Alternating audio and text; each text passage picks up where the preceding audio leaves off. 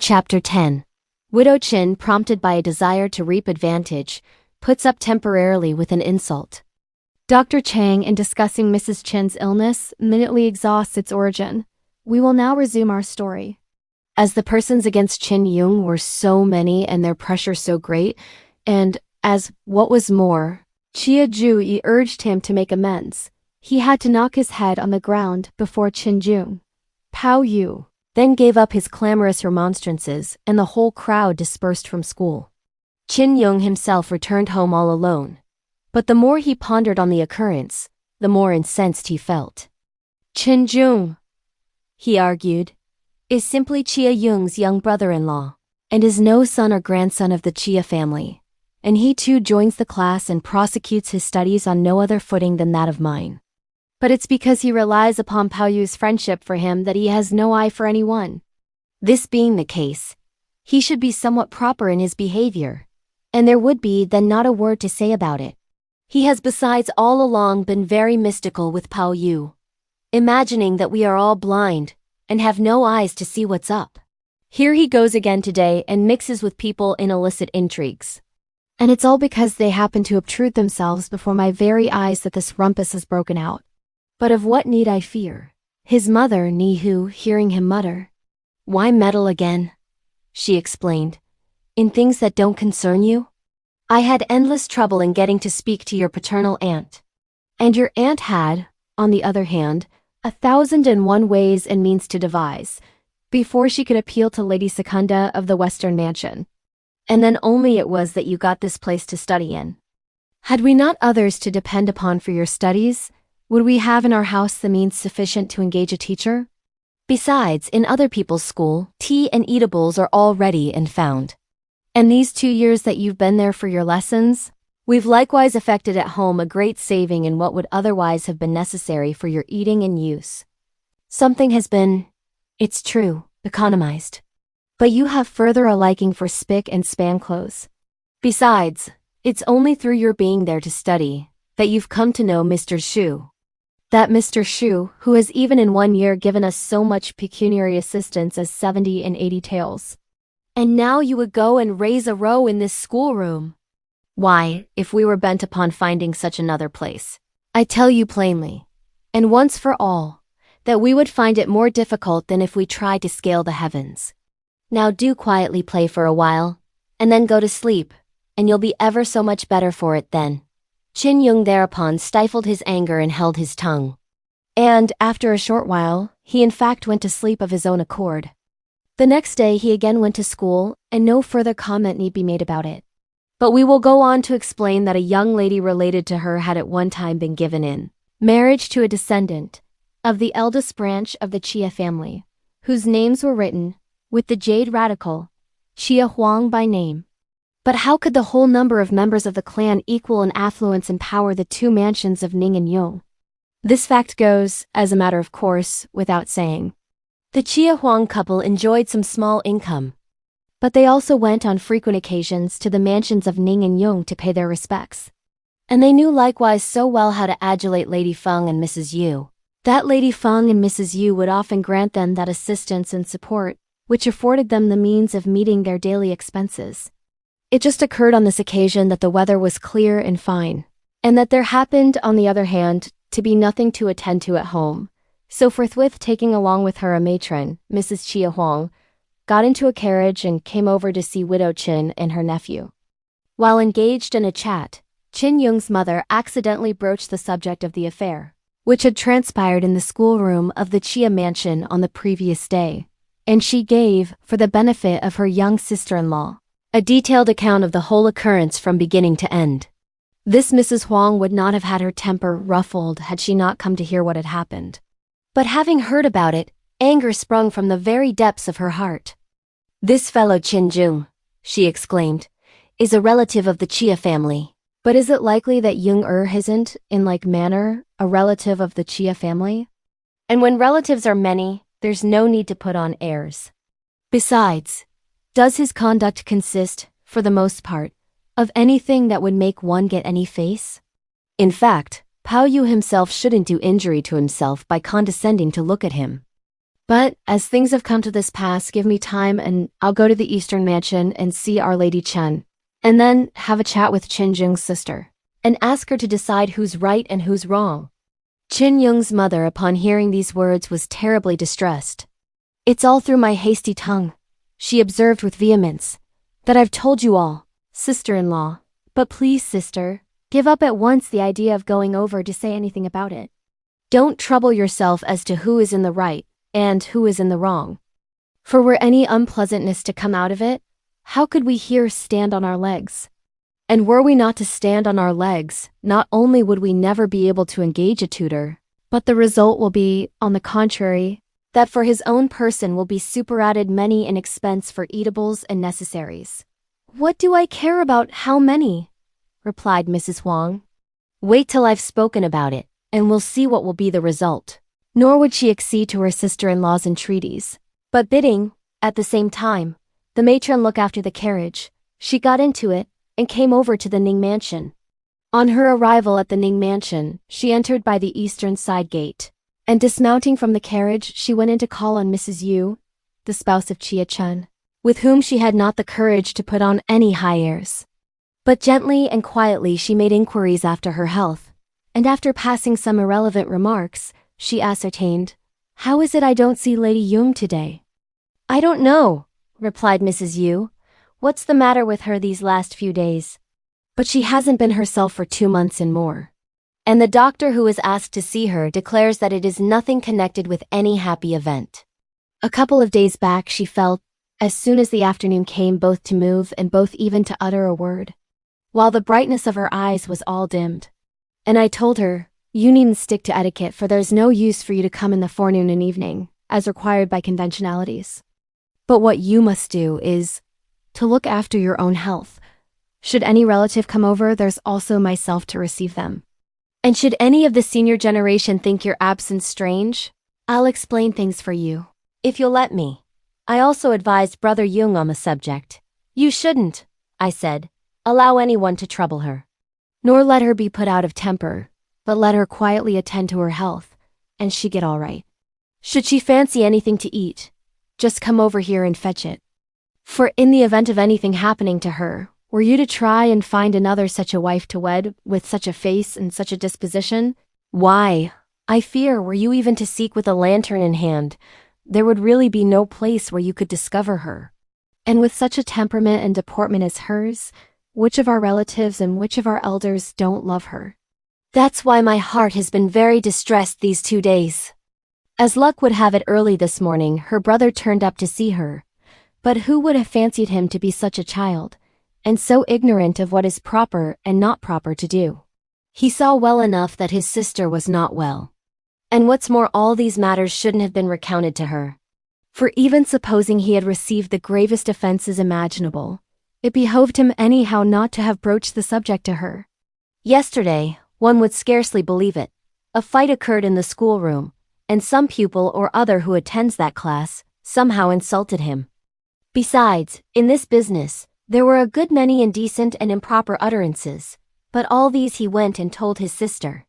Now, sister-in-law, you are well aware that though our son Yung's wife talks and laughs when she sees people, that she is nevertheless imaginative and withal too sensitive, so that no matter what she hears, she's for the most part bound to brood over it for 3 days and 5 nights before she loses sight of it, and it's from this excessive sensitiveness that this complaint of hers arises.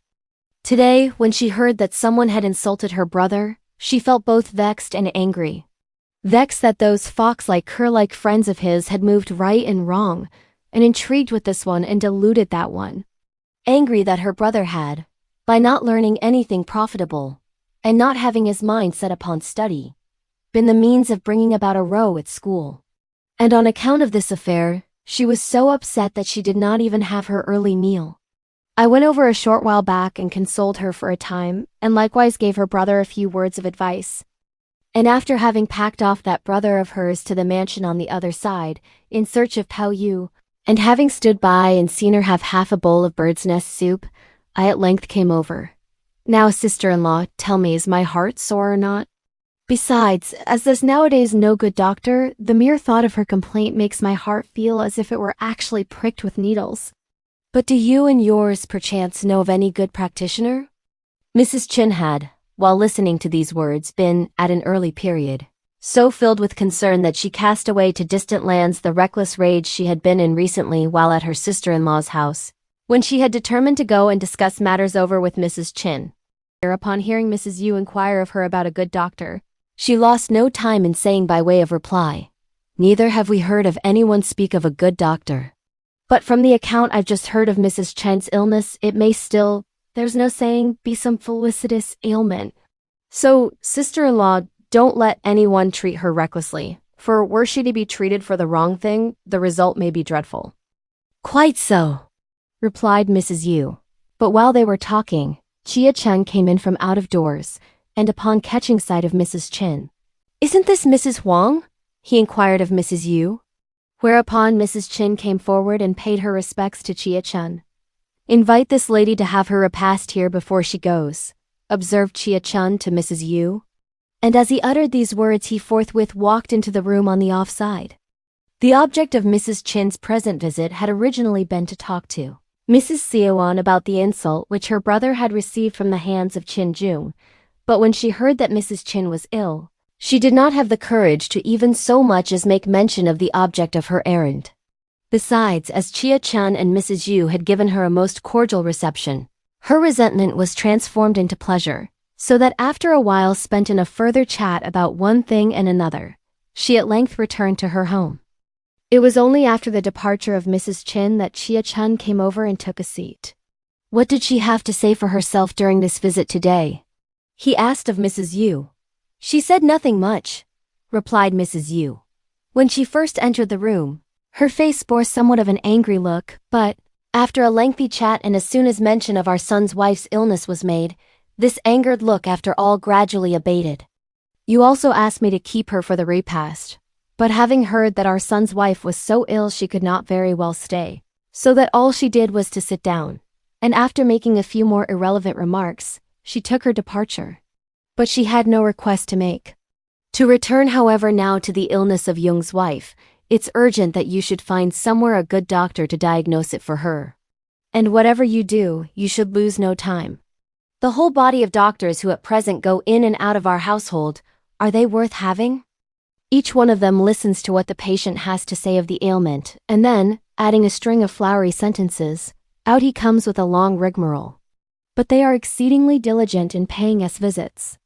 And in one day, 3 or 4 of them are here at least 4 and 5 times in rotation.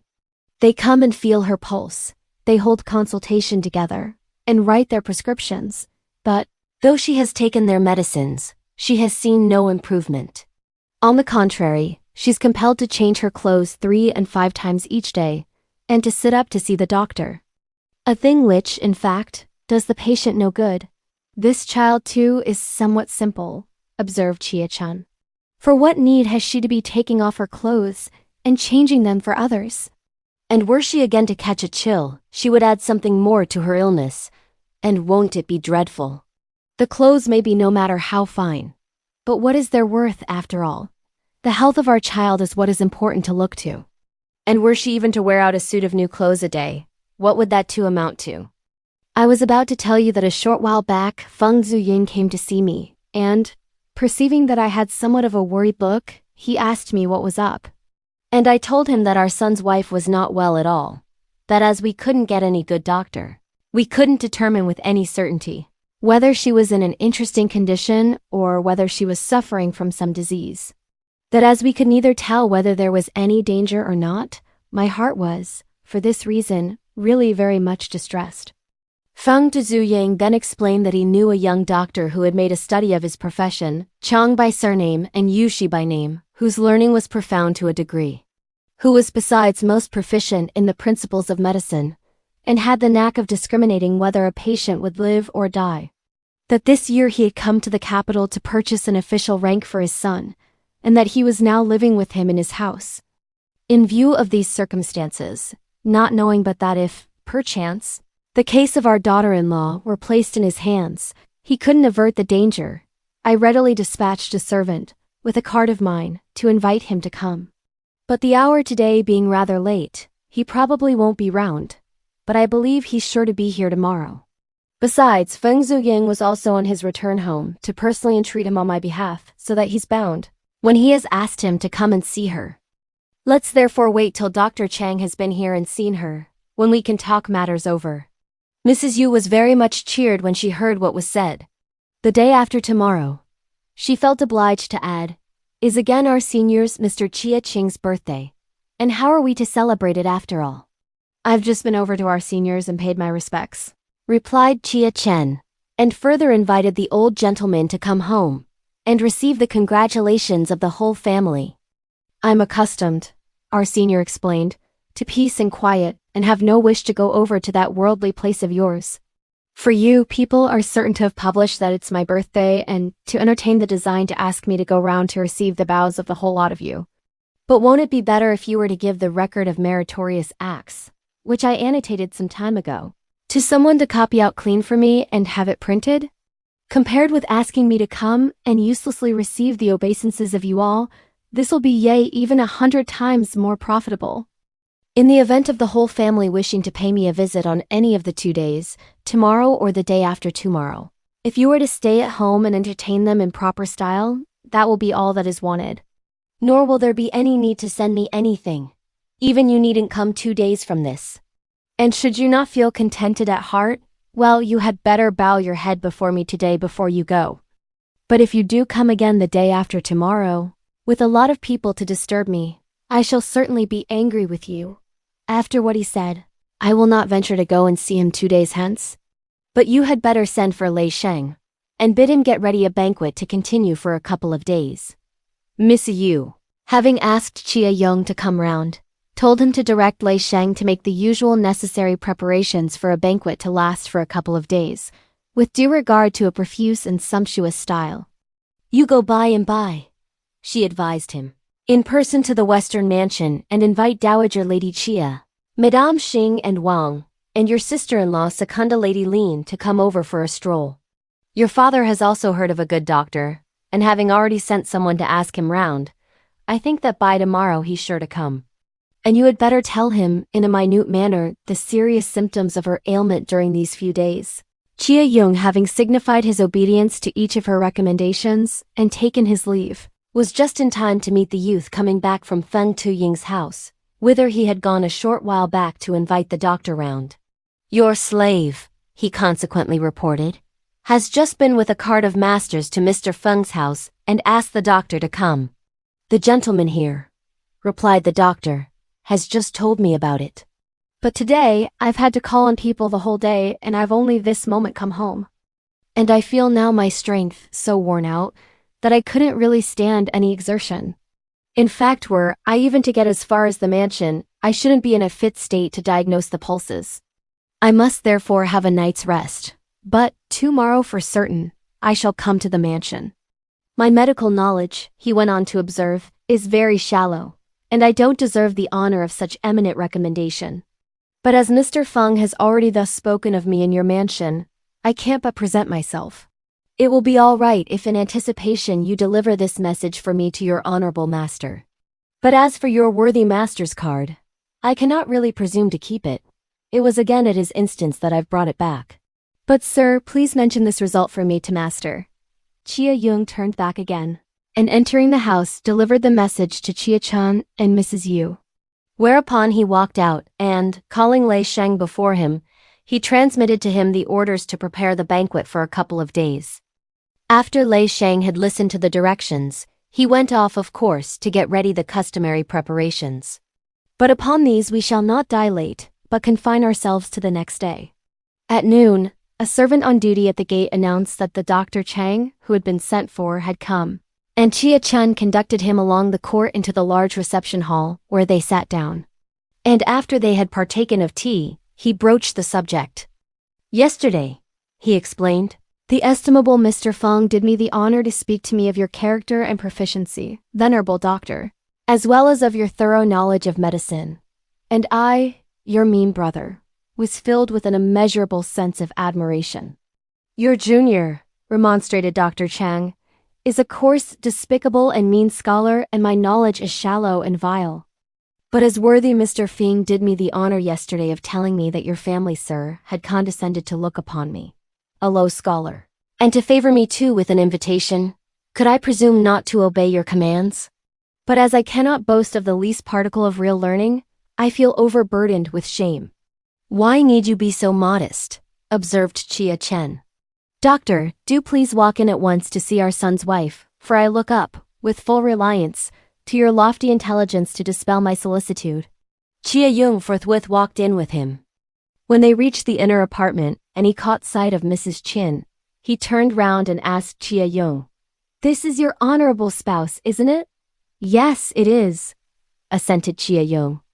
"But please, doctor, take a seat and let me tell you the symptoms of my humble wife's ailment, before her pulse be felt. Will this do?" "My mean idea is," remarked the doctor, "that it would, after all, be better that I should begin by feeling her pulse.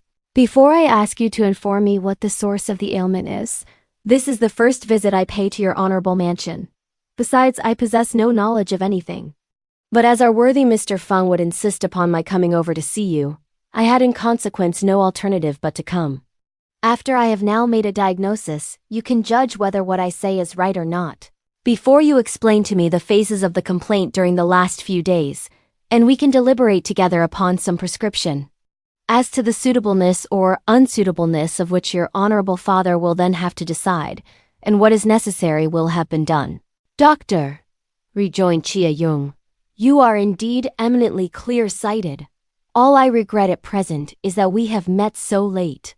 "But please, doctor, diagnose the state of the pulse, so as to find out whether there be hope of a cure or not."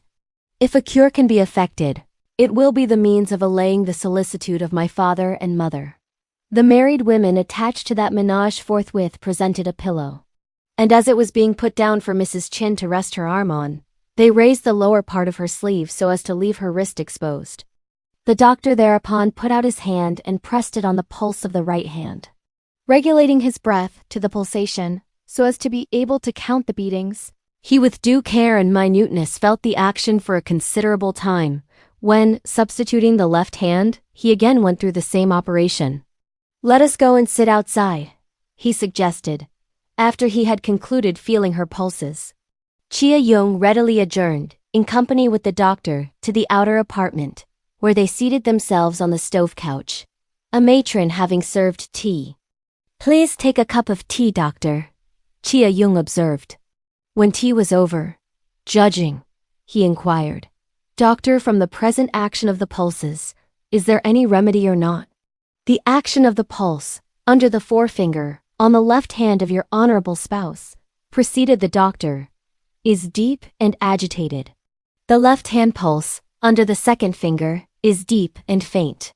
The pulse, under the forefinger, of the right hand, is gentle and lacks vitality.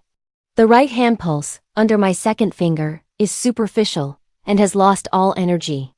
The deep and agitated beating of the forepulse of the left hand arises from the febrile state, due to the weak action of the heart.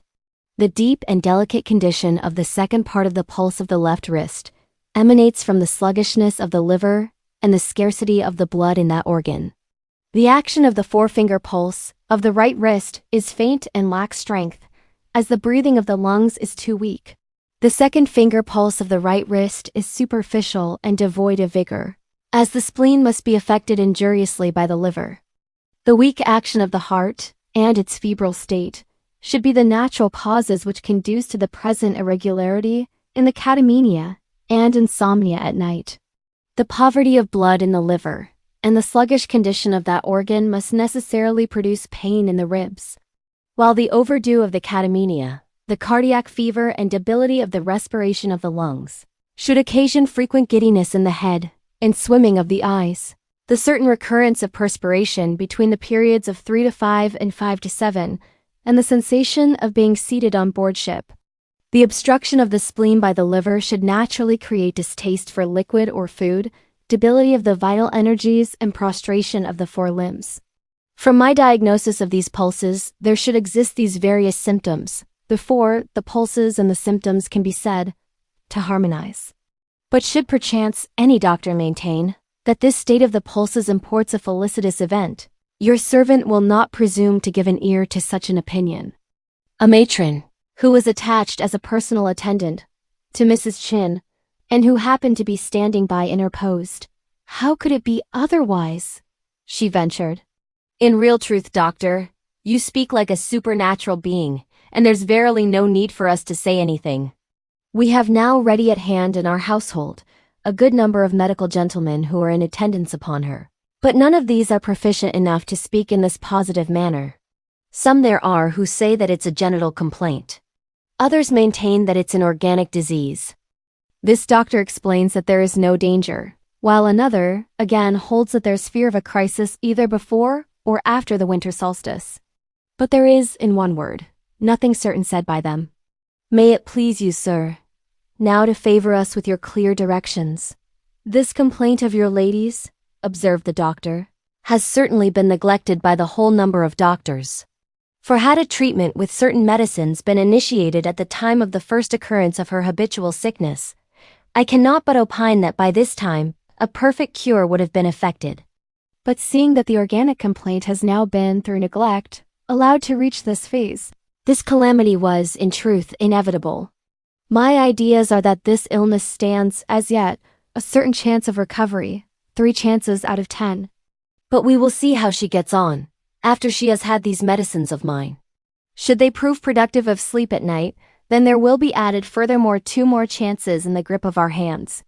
From my diagnosis, your lady is a person, gifted with a preeminently excellent and intelligent disposition. But an excessive degree of intelligence is the cause of frequent contrarieties. And frequent contrarieties give origin to an excessive amount of anxious cares. This illness arises from the injury done, by worrying and fretting, to the spleen, and from the inordinate vigor of the liver. Hence it is that the relief cannot come at the proper time and season. Has not your lady, may I ask, heretofore at the period of the catamenia, suffered, if indeed not from anemia, then necessarily from plethora? Am I right in assuming this or not? To be sure she did, replied the matron. But she has never been subject to anemia, but to a plethora varying from either 2 to 3 days, and extending with much irregularity to even 10 days. Quite so, observed the doctor, after hearing what she had to say. And this is the source of this organic illness.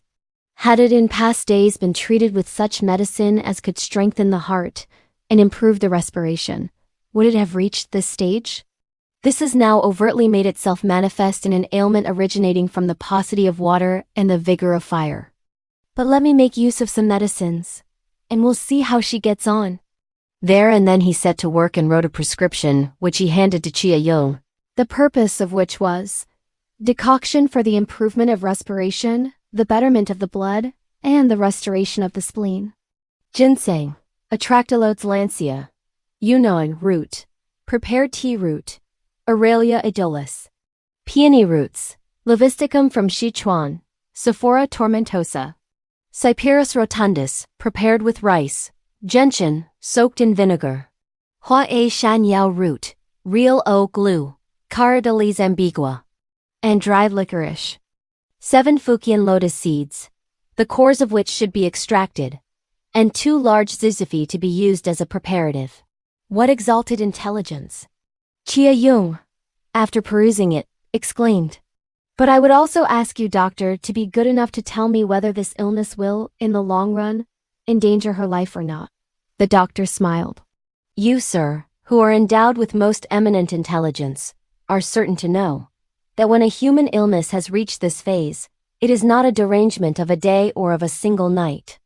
But after these medicines have been taken, we shall also have to watch the effect of the treatment. My humble opinion is that, as far as the winter of this year goes, there is no fear.